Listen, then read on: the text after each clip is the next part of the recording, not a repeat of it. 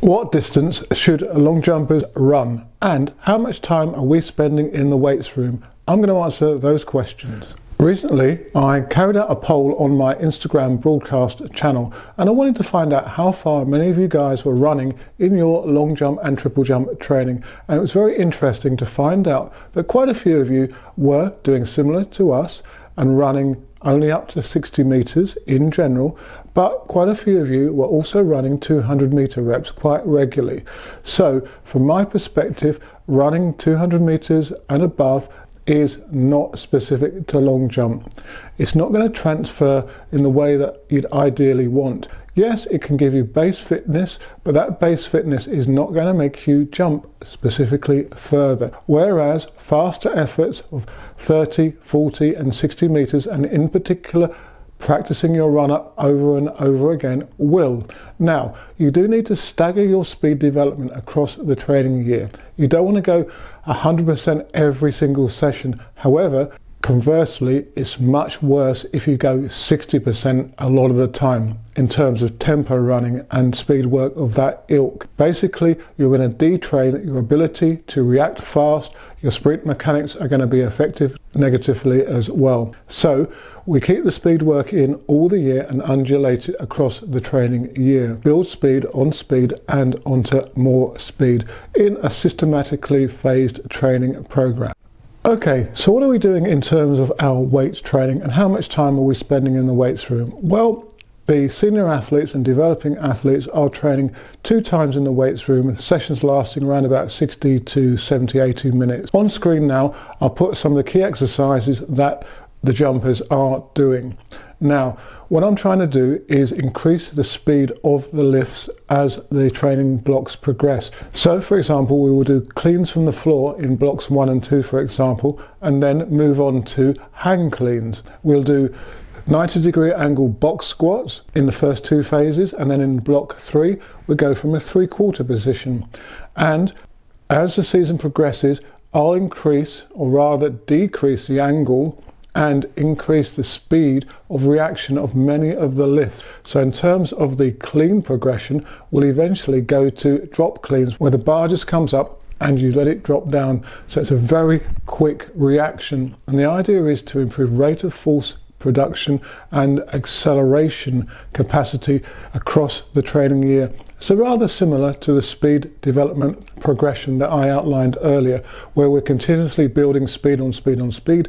We're going to marry that to the strength training exercises, the weight training exercises, I should say, so that hopefully everything feeds in together and the athletes get more powerful, more accelerated, and are able to express more force in less time. Speaking of recent levels of fitness, I recently tested how many calories we burned during a typical hills and drills session on a Saturday morning, just so that I could get an idea as to the energy expenditure and the fitness developing components. Well, I used a heart rate monitor and that calculated my various cardiovascular training zones, and it was very interesting to see that I burned close to 600 calories and I only did about 70% of the training session. So much of that was in the fat burning zone and in the low intensity aerobic zone. So that's the type of fitness that you should be getting from a tempo running session. So it does beg the question, why would you need to do tempo running when, if you're training specifically at a high intensity but over 90 minutes, for example, with lots of sprints and drills, when you're also getting a cardiovascular effect and therefore benefiting in that way? And because you're resting, your heart rate is still elevated, going up and down between the intense efforts and the recovery. You are going to get fitter because of that, and specifically fitter.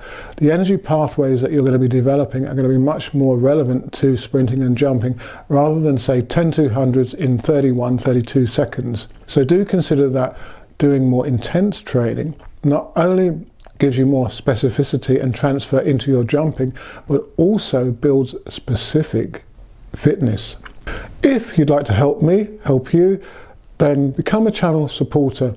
For just $1.99 a month, £1.99 a month, you can help support the channel. Head over to the channel's homepage, click on the membership tab, and you'll go through to the coach, athlete and supporter offerings for the channel. Well, I hope the answers to those particular questions will help you better plan your training and organise what you're doing and give you food for thought, in particular in terms of the need to do 200 metres and longer running training. If you have any specific questions on the subject matter of this particular video, or indeed any of my others, then do leave a comment in the section below or through my other social media, and do subscribe to the channel.